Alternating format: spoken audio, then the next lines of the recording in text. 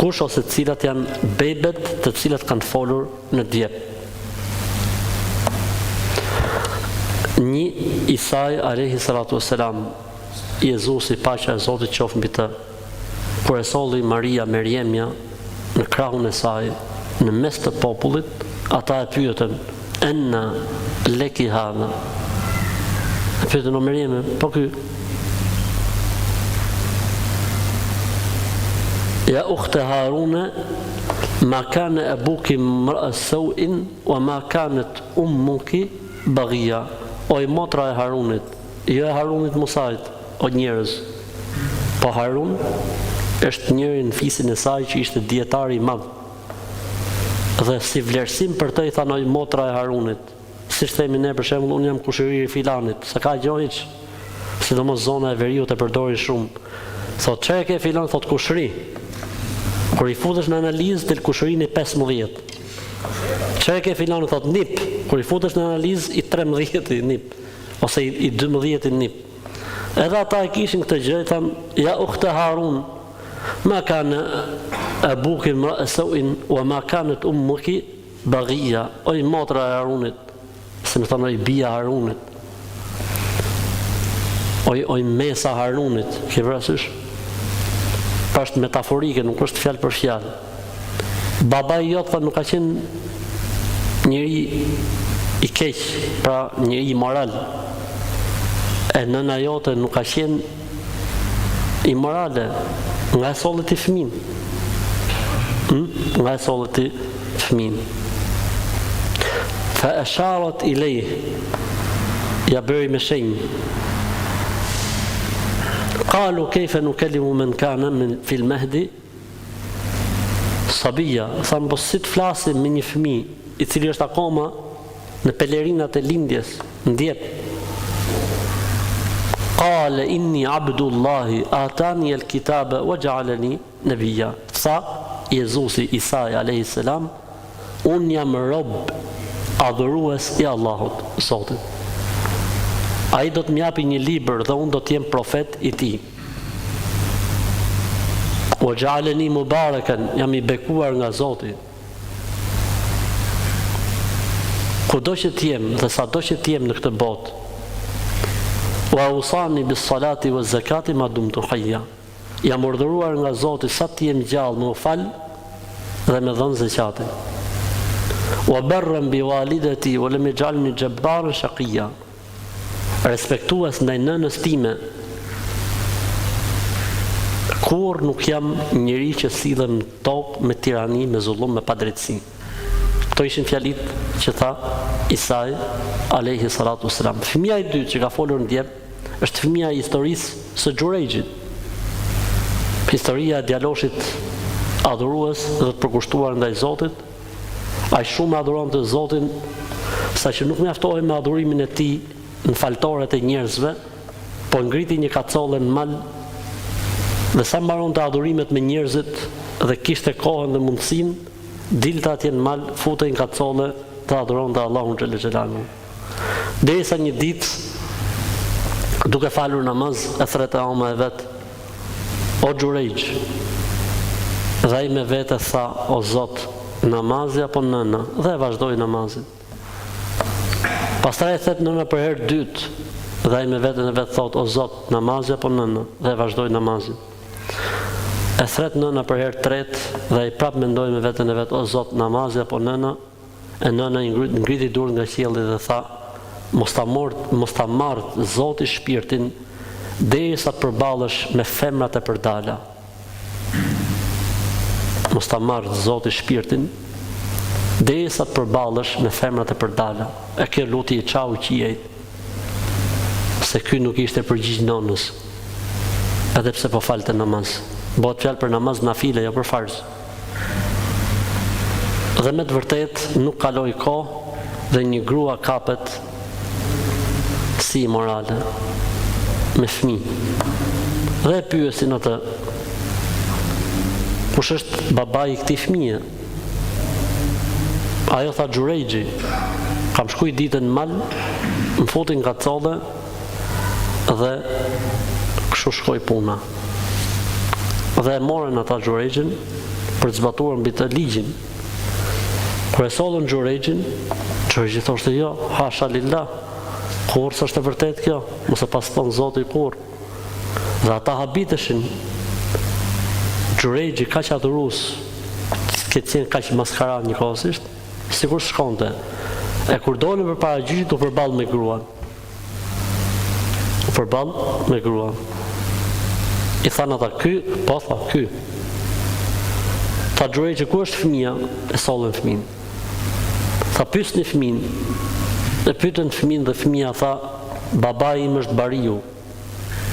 Ishte i bari që sillen mal. A ishte babai. Fëmia i tretë që ka folur është fëmia i historisë së hendekut të zjarrit, që është përmendur në surën El Buruj. Në surën El Buruj. Allahu xhallahu xhelalu tregon në këtë sure historinë e djaloshit i cili u përball me magjistarin dhe me mbretin. Kur e dogji mbreti popullin besimtar, i fundit fare që erdhi për të djegur në zjarr ishte një grua me fëmijë. Dhe kur ja dogjën fëmijët duroi, kur ja morën fëmin e gjirit për t'ia hedhur në zjarr, u gjunjëzu nona. Dhe fëmia foli dhe tha, o non, duro, se do të fitojmë. E hodhën fëmin, e hodhën dhe nënën dhe vazhdoi. Fitoi xhenetin e Zotit. Ky është fëmia i tretë. Fëmia i katërt që ka folur në djep është fëmia i një gruaje e cila po ushqente fëmin për gjiri dhe kaloi aty pranë një njeri i cili shoqëroi nga një turmë e madhe njerëzish që e shoqëronin forcat e sigurisë, security, bodyguard, safroi njëri afër tij dhe njerëzit vraponin pas tij. Dhe nona e shkret si çdo nonë ngën turp nga qielli dhe syt nga qielli dhe thot: O Allah, Zoti im, ma bëj këtë fëmijë si ky. Bëj këtë fëmijë si ky, që bota dhe njerëzit të shkojnë nga mrapa. Dhe fëmia që e hoqi gojën e tij nga gjiri i nënës dhe tha: O Zot, jo si ky, o Zoti im, dhe vazhdoi të pinte. Dhe kur kaloi më vonë njëri aty pranë, që njerëzit e shanin, e tallnin, dhe nona e shkret si çdo nën i ngriti durt nga qielli dhe syt nga qielli dhe tha: O Allah, o Zoti im, çfarëdo që të ndodhi me fëmin tim, po kështu mos ndodhi kurr. Dhe fëmia që e hoqi gojën e tij nga gjiri dhe tha: O Zot, si ky le të bëhen. O Zot, si ky le të bëhen. Fëmia tjetër që ka folur në djep është fëmia i historisë së Jusufit alayhi salatu wassalam. E akuzuan njeriu më të pastër, të pastrin, birin e të pastërtit, birin e të pastërtit, birin e të pastërtit. Jusuf, i biri Jakubit, i biri i Ishakut, i biri i Ibrahimit. Njeriu më të pastër, nuk ka njeri më të pastër në gjenealogji sa pastërtia e Jusufit alayhi salatu wassalam. Pejgamber, bir pejgamberi. Akuzohet për immoralitet. Alayhi salatu wassalam. Wa hammat bihi wa hamma biha lawla an ra'a burhana rabbih. Edhe Jusufi u josh. Po shenjat, mrekullitë e Zotit nuk e lejonin që të përgjigjeshe ftesës që ajo i bëri. Kur i tha: "Haytalak, ja me jotja, të dorëzohem ty." Qala ma'adha Allah, tha: Zoti më ruajt. Allahu më mbrojt prej kësaj që ti po më fton.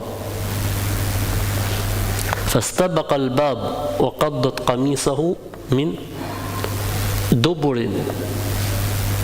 فألفيا سيدها لدى الباب قالت ما جزاء من أراد بأهلك سوءا إلا أن يسجن أو عذاب أليم. Të dy, pra Jusufi dhe Zelihaja, të dy ju turën derës. Dikush po ju turte derës si porta e shpëtimit, dhe dikush po ju turte derës si porta e arritjes qëllimit. Ajo që e kishte mbyll derën mirë, mendonte se deri tek dera ky e ka kufin, pastaj do të dorëzohet. Ndërsa ai shkreti mendonte se dera do të jetë shpëtimi i tij dhe porta e çlirimit të tij. E duke e gjëmuar Jusufin nga mrapa, e tërhiqte herë mbas here derisa në një moment e kapi nga këmisha dhe ja grisi nga mrapa. Nëse Jusufi kur e pa që çështja nuk ishte më e thjeshtë, vrapoi më shpejt, shkoi deri tek dera, e hap parën, dytën, tretën, katërtën, pestën, gjashtën, shtatën, del fund fare në korridorin e madh të pallatit mbretëror firaonik. Me të dalë Jusufi, ajo nuk vunte me hapjen e dyrave, se i kishte hap Jusufi të gjitha. Dhe dolën barazim. Ky deli pari, dhe ajo i vjen mrapa dhe përplaset. Buf. Ky uf, kjo buf. Dhe i thot, aty mund nder gjejnë kë ministrin. Jusuf, byp vjen kjo përplaset nga mrapa. Tani logjikisht ky do të ishte njëri normal, se kjo u përplas me Jusufin. Nuk është se erdhi Jusufi nga mrapa dhe u përplas me këtë. Por nga njëherë kur njeriu verbohet. Ajo foli me njëherë dhe tha, cili është ndëshkimi për atë njëri që i don të keqen nderit tënd, vetëm se burgim dhe dënim i dhemshur. Kale hiya rawadatni an nafsi. Tha, ajo më joshi, po unë nuk pranova. Aty që lloj njëri i mençur dhe tha, të gjykoj dikush në këtë mes, se kjo pohon e ky mohon. Të gjykoj dikush në këtë mes. Dhe aty ishte një foshin ndjep dhe foli dhe tha, in kana qamisuhu qudda min qubulin fa sadaqat wa huwa min al-kadhibin wa in kana qamisuhu qudda min duburin fa kadhabat wa huwa min as-sadiqin. Fëmia foli ndjep dhe tha, nëse është gris këmisha, ishte fëmijë. Vetëm foli në atë moment. Nëse këmisha është gris nga përpara, ajo ka të drejtë dhe ai është gënjeshtar, mashtrues. E nëse këmisha është gris nga mrapa, ai ka të drejtë dhe ajo është gënjeshtare, mashtruese. Falamma ra'u qamisahu qudda min duburin qala innahum kaydikunna inna kaydakunna azim. Jusufu a'rid an hadha. Kur e pan që këmisha ishte gris nga mrapa, thanë, sa mashtrojnë këto gratë. Lërë këtë çështje Jusuf. Pra përderisa ishte e vërteta me Jusuf, lërë këtë mohabet. Po të ishte e kundërta e vërtet, të bëhej nami. Dhe kështu ndodh gjithmonë. Kur njerëzit janë me të vërtetën, po nuk kanë ndonjë e themi prestigj shoqëri, më s'ka gjë ose gjëra normale që ndodhin. E kur e bën njerëzit që kanë as pak prestigj, apo janë njerëz thjesht, apo njerëz që absolutisht bëhet kiameti, çohet dhe ulet 3 herë. Sa herë ndodh kjo? Sa herë ndodh kjo? Bën immoralitet njëri që ka prestigj dhe i thon fëmijës që lind prej tij, fruti i dashurisë. Dhe bën immoralitet njëri shkret, i thon fëmijës që lind prej tij, kopil. 2 standarde për të njëjtën gjë. Vjedha ai që ka prestigj, i thon mund djerse, haku i punës tij. Vjedha ai që s'ka prestigj, hajdut, mashtrues dhe futet në burg. Gjithmonë funksionon kjo gjë me 2 standarde. E rëndësishme, nuk është koha për të folur për 2 standarde. Atëherë sa fëmijë u bën 5 fëmijë që kanë folur në djep. Kemi edhe një tjetër që është fëmia e historisë së parukierës së Firaunit. Kur pejgamberi alayhis salam është ngjitur në qiell për të takuar Zotin e tij, diku në një nga qiejt afër xheneteve të Zotit ndjen një aromë të mirë. Dhe pyeti Xhibrilin, po kjo aromë çfarë është? Tha Xhibrili alayhis salam është aroma e parukierës së vajzës së Firaunit. E çfarë është historia e saj? I tha pejgamberi alayhis salam, tha Ndërkohë që parukirja e vajzës së Firaunit po krehte flokët e saj, i bie kreri në tokë dhe tha ajo, pa dashje dhe pa kontrolluar veten, Bismillah. Me emrin e Allahut, me emrin e Zotit, kur deshi me e morë, siç bën çdo musliman kur i bën punët e tij. Tha ajo, baba im, pra me emrin e Zotit, babës tim. Tha jo, me emrin e Zotit që ka krijuar qiejtë dhe tokën dhe babën tënd dhe babën tim dhe mua dhe ty. Tha ajo, domethënë ti pasi një Zot tjetër përveç babës tim. Tha po, kam Zotin e vërtet. Nuk është se kam babën ta dhe i Zot tjetër, por kam Zot vërtet, Zotin, Allahun. Dërsa baba jote është krijes. Po në ka ra më u morë me të, edhe marroi historie me kaq.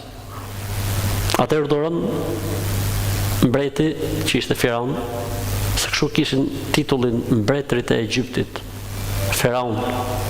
Urdhëron mbreti pra Firauni që të digjet e gjallë, nëse nuk heq dorë nga besimi i saj. Dhe përpara sa të hiqte dorë nga besimi i saj, i djegin përpara syve fëmijët e saj. Të parin, të dytin, të katërin, të pestin, derisa erdhi radha tek fëmia i gjirit edhe ky. Dhe kur erdhi radha tek fëmia i gjirit, ajo deshi të mohoi. Se duronte dot fëmin e gjirit digje. Thaj nën, duro se do të fitojmë xhenetin. E hodhën fëmin në zjarr, e hodhën dhe nënën në zjarr. Aroma e djegjes së trupit tyre, Allahu i kishte kthyer në një parfum prej parfumave të xhenetit, të cilën e ndjeu pejgamberi alayhis salam natën që u nxit në qiell për takuar Zotin e gjithësisë.